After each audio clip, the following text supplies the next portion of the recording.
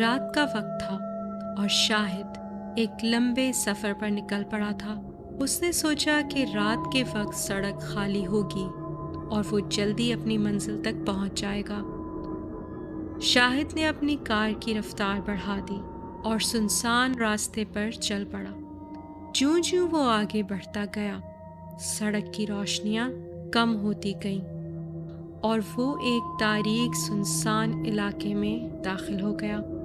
اچانک اس کی نظر ایک پرانی اور خستہ حال کار پر پڑی جو سڑک کے کنارے کھڑی تھی۔ اس نے کوئی خاص توجہ نہ دی اور آگے بڑھ گیا۔ کچھ دور جانے کے بعد اس کی کار اچانک رک گئی۔ شاہد نے کئی بار کوشش کی مگر کار دوبارہ نہ چل سکی۔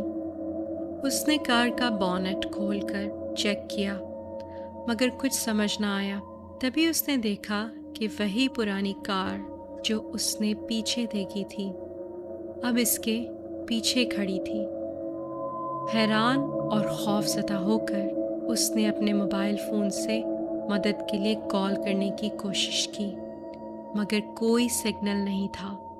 شاہد نے سوچا کہ شاید وہ کار کا مالک اس کی مدد کر سکے۔ اس نے ہمت جمع کر کے اس کار کی طرف قدم بڑھایا۔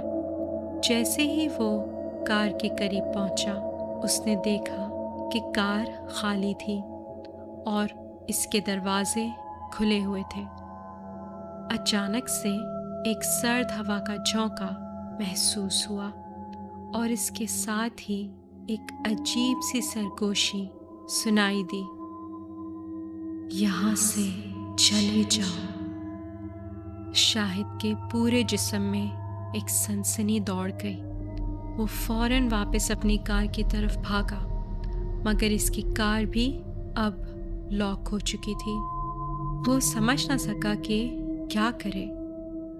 اس نے پیچھے مڑ کر دیکھا تو اسے ایک سایہ نظر آیا جو آہستہ آہستہ اس کی طرف بڑھ رہا تھا۔ وہ سایہ قریب آتا گیا اور اس کی شکل واضح ہونے لگی۔ وہ ایک لمبا، پرانے کپڑوں میں ملبوس آدمی تھا جس کی آنکھیں خالی اور چہرہ خوفناک تھا۔ تم یہاں کیوں آئے ہو؟ اس نے ایک بھاری آواز میں کہا۔ شاہد نے کانپتے ہوئے جواب دیا، میری کار خراب ہو گئی ہے، مجھے مدد چاہیے۔ آدمی نے ایک خوفناک قہقہہ لگایا اور بولا، یہاں کوئی مدد نہیں ہے، یہاں سے جو بھی گزرتا ہے وہ کبھی واپس نہیں آتا۔ شاہد نے بھاگنے کی کوشش کی مگر اس کے پیر جیسے زمین میں جم گئے تھے۔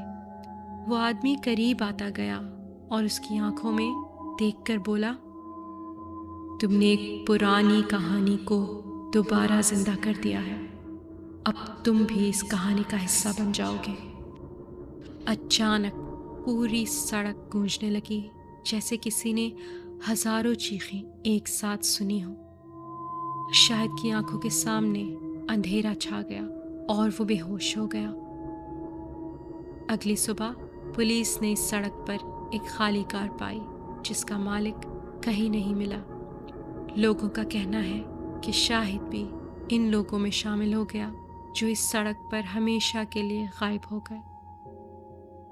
وہ سایہ دار آدمی اور پرانی کار آج بھی وہاں موجود ہے، منتظر ہے کہ کوئی اور مسافر ان کے جال میں پھنس جائے۔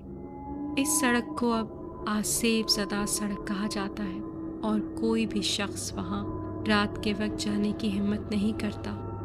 لوگ کہتے ہیں کہ جو بھی وہاں جاتا ہے وہ کبھی واپس نہیں آتا۔